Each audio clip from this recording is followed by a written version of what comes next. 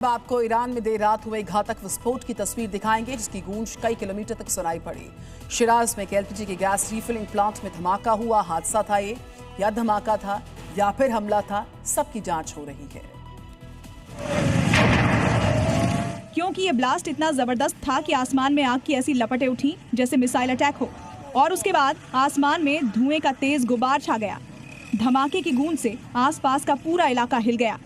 पहले एक धमाका हुआ और उसके कुछ ही देर बाद एक और विस्फोट हुआ।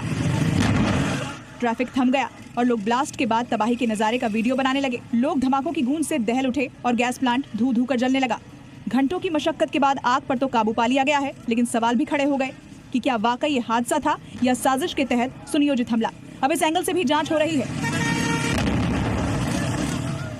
आज हड़ताल पर महाराष्ट्र के डॉक्टर्स रहने जा रहे हैं। हड़ताल पर सरकारी अस्पतालों के तमाम जो रेजिडेंट डॉक्टर्स हैं, सरकारी अस्पतालों की ओपीडी सेवाएं आज बंद रहेंगी इस हड़ताल की वजह से। डॉक्टर संपदा मुंडे को न्याय दिलवाने की मांग काफी तेज हो गई है, काफी जोर पकड़ रही है, और इसी फेहरिस्त में आज ओपीडी सेवाएं बंद रहेंगी। डॉक्टर्स की हड़ताल आज रहेगी।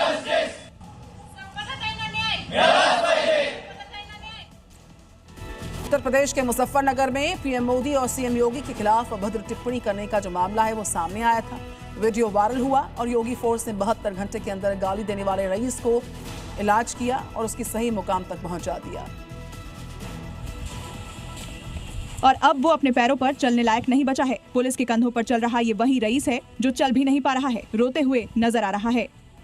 आरोपी रईस ने 31 अक्टूबर को पीएम मोदी और सीएम योगी के खिलाफ अभद्र टिप्पणी की थी। गालियां देने का वीडियो सोशल मीडिया पर वायरल हुआ था, जिसके बाद पुलिस ने एक्शन लेते हुए आरोपी को पकड़ लिया। कुछ दिन पहले फरजाना नाम की एक युवती ने भी सीएम योगी को लेकर गलत बयानबाजी की थी, जिसके बाद हिंदू संगठनों ने उसके घर पहुंचकर उसका तगड़ा हिसाब कर दिया था। और अब योगी फोर्स ने मुजफ्फरनगर के रईस का भी दिमाग सही कर दिया है। बहराइच की खबर है, आतंक का पर्याय बन चुका है। बहराइच में भेड़ियों का अंत जो है वो लगातार चल रहा है, कोशिशें चल रही हैं। वन विभाग की एक टीम ने आदमखोर भेड़िए का एनकाउंटर किया और बाकी बचे भेड़ियों को टीम लगातार ट्रेस करने की कोशिश में है। बताया जा रहा है कि भेड़िए ने 3 साल की मासूम को अपना शिकार बनाया था, जिसके बाद से फखरपुर के कंदौली गांव में दहशत का माहौल था। लेकिन वन विभाग की टीम ने कैसरगंज के मंझाला तौकली में भेड़ियों का अंत कर दिया। तस्वीरों में देखिए कैसे भेड़ियों के एनकाउंटर के बाद उसके शव को ले जाते हुए दिखाई दे रहे हैं। ग्रामीणों के चेहरों पर खुशी दिख रही है। दरअसल भेड़िया छत पर सो रही 3 साल की मासूम को लेकर भाग गया था, जिसके बाद परिजनों और ग्रामीण दहशत में थे। परिजनों का रो रो कर बुरा हाल था। उत्तर प्रदेश के बाराबंकी में एक बार फिर से सरकारी जमीन पर बने घरों में प्रशासन का बुलडोजर चल गया। इन लोगों ने अवैध तरीके से तालाब की जमीन पर घर बना लिया, लेकिन प्रशासन ने एक के बाद एक घरों को जमींदोज कर दिया। और वो भी कोई 1-2 घर नहीं, बल्कि 10 से ज्यादा घरों को बुलडोजर ने मिट्टी में मिला दिया। तस्वीरों में आप देख सकते हैं कैसे बुलडोजर इन घरों को एक एक कर जमींदोज कर रहा है।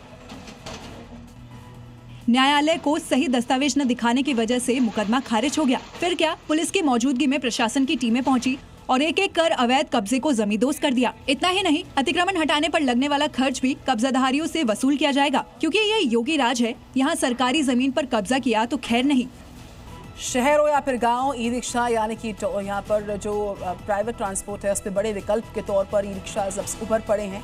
संकरी गलियों में पहुंचने की कोशिश जो होती है आपकी, उनकी क्षमता के चलते वो पूरी हो पाती है।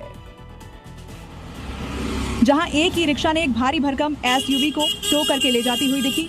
मजेदार बात यह है कि जिस एसयूवी को वो खींच रही थी वो भी एक ईवी ही थी, लेकिन सड़क पर अचानक से बैठ गई थी। अब वाहन की बैटरी खत्म हो गई थी या कोई और तकनीकी खराबी, लेकिन कार मालिक का ईवी प्रेम तब भी कम नहीं हुआ।